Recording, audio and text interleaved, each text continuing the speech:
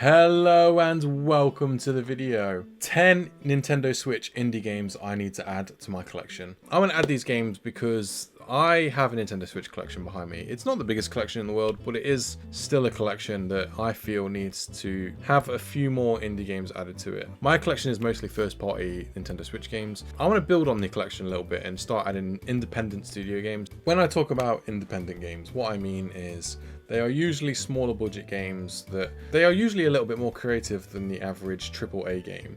So when you play an indie game, you're usually playing a game like a Metroidvania or a cozy game or even like a roguelike game or something like that. These games are not the biggest budget games in the world, but they are made by independent creators that perhaps don't have the funding that say like the biggest studios that are run and owned by like Nintendo. These games often are up there as some of the games of the year when you look at the reviews and reception they get. So yeah, it's worth having these in your collection. And I also think as well that the Nintendo Switch versions of these games, they will rise in price eventually. Once the Nintendo Switch eShop on Nintendo Switch dies, and this won't happen for ages now, the independent games that I'm going to talk about, they will rise in value. They will be collector's items for a lot of people. And I actually really want to have them in my collection ready for when that comes. So here we go. One of them I have digitally and the other I have on my Steam collection, but I want it for my Nintendo Switch. First game that I want to add to my Nintendo Switch collection, which is an indie game, is Undertale. Undertale, in my opinion, is one of the greatest games ever made. I have played through it multiple times and I love this game so much. However, I do not have a physical version of this game. What can I say about Undertale? It's the game to get if you like psychological RPGs. It's legit hilarious. It's so good. It's so creative. One of the most visually pleasing games in the strangest way ever.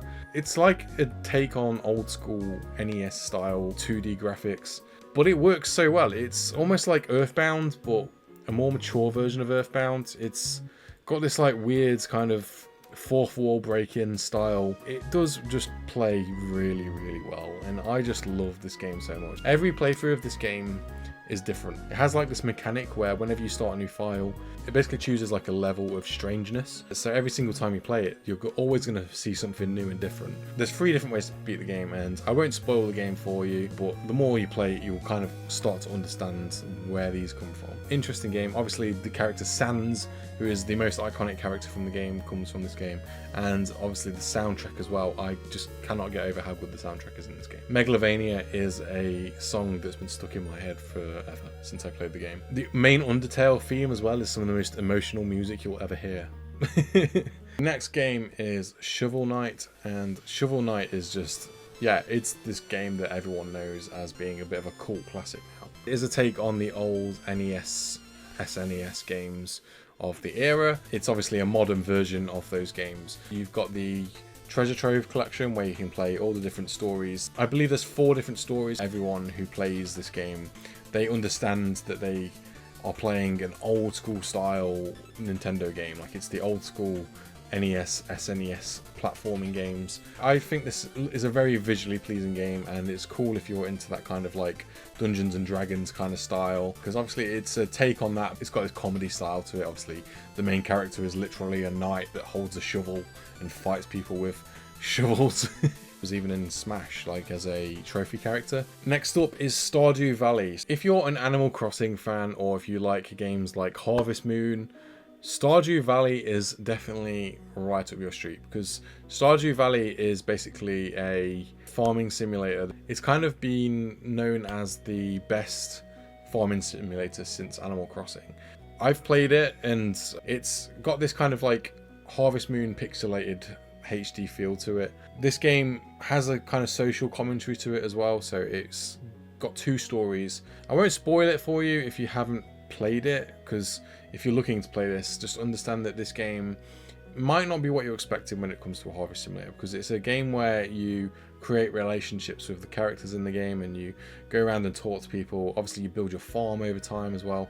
The game is timed as well, so you have like a day and night simulator. It's a game where you kind of have to choose and pick your strategy of how you're going to spend your day. Are you going to talk to the other people in the village? Are you going to build your farm? How are you going to progress the story? Because obviously you go through the different seasons of the year, and then eventually things change and you can get married and you can make friends. If you like Animal Crossing, it's the next best thing, I suppose. It's probably the second biggest farming simulator on the console. So I would recommend this game.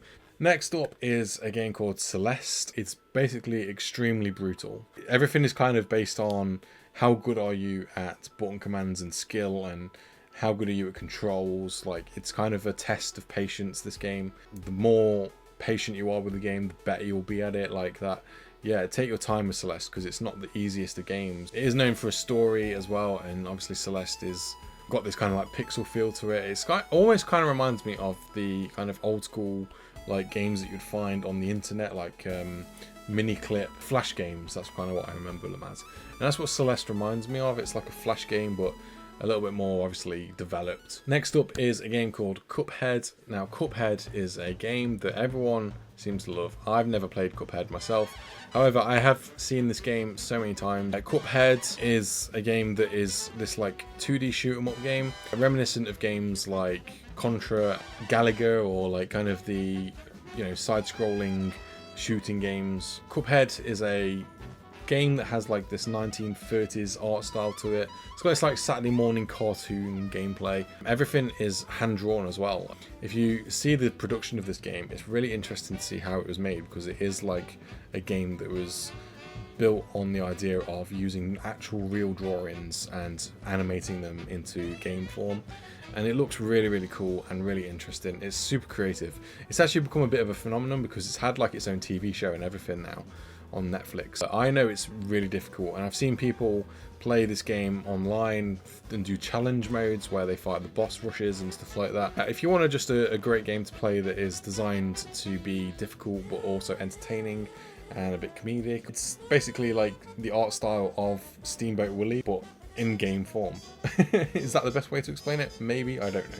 Power Wash Simulator. Is it a game or is it a simulator? I guess it's a simulator because it is called Power Wash Simulator. Obviously, Power Wash Simulator is just a game to relax to. Like, obviously, if you want a bit of ASMR, I guess if you want a game to just chill out, not really have to think about, Power Wash Simulator might be for you, because this game is basically you go around and power wash things. It's multiplayer online as well, and you can just go around and power wash anything you see. If it's dirty, you can power wash it. I don't really need to say much more about this game, I don't think, because it's literally what it says on the tin. There's recently been a Shrek mode revealed. You get to go around Shrek's swamp and power wash his swamp for some reason.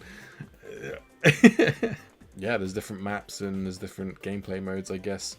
Think about it as a more developed Super Mario Sunshine, I guess. Next game on my list is a game known as Tunic. Now, if you haven't played this game, I guarantee the first thing you will think when you see this game is it is a clone of The Legend of Zelda. And yeah, you're probably right there. It is basically a Legend of Zelda clone where you play as this little fox. If you like 2D Legend of Zelda, I guess this is for you. I know apparently it's a little bit more difficult than The Legend of Zelda, so if you want a bit more challenge, maybe Tunic is for you. Like I say, it's an indie version of Legend of Zelda. It's the Zelda game that I wanted to play a long time ago, but we've never had since Breath of the Wild. Obviously, we are getting Echoes of Wisdom. That's a game that I'm looking forward to, and I feel like Tunic is a game that will cleanse my palate for that. The next game I have played, however, is Doi Doi Literature Club. Doi Doi Literature Club, I want to get the physical for this for my Switch because this game is really interesting. I don't want to spoil it. Yeah, it's a dating sim. Wink, wink. Yeah, it's a dating sim. There's a bit more to Doi Doi Literature Club than that. And it's definitely a game. Yeah, it's definitely something. If you've not played this game yet, I will just say don't go in knowing what the game is about or what it actually is. But it definitely isn't a dating sim. I will just say that. It's more to it than that. I don't want to spoil it. I don't want to spoil the game because I feel like I'm ruining it. I would definitely check it out. You know, I'm never going to forget my first playthrough of this game because it isn't what you expect. I heard about this game for the first time in 2017 when it first became viral, and that was my first playthrough of the game. I didn't know what it was about, and I remember people talking about the game, and I just thought, you know what, I'll check it out because it seems to have gone viral. And I played through it. I definitely got to the end of the game and was like, I don't know what I just played. There is Doi Doi Literature Club Plus now, which has more lore to the game. For those that have played it, they will know what I'm talking about when I say it's hard to talk about a game you don't want to spoil. It's strange. Doi Doi Literature Club, highly recommended to play through, but I will just say, if you're sensitive, I would definitely maybe research a little bit about the game, but don't spoil it for yourself. It's definitely a game you should experience at least once in your life, but it's not a game that I would highly recommend to anyone who is easily triggered. I think there is actually a disclaimer at the start of the game. Next up is the game Super Hot. So Super Hot is a independent game where it's a first-person shooting game, but it's got a twist of it plays with the mechanics of time. So when you move your character, everything else moves.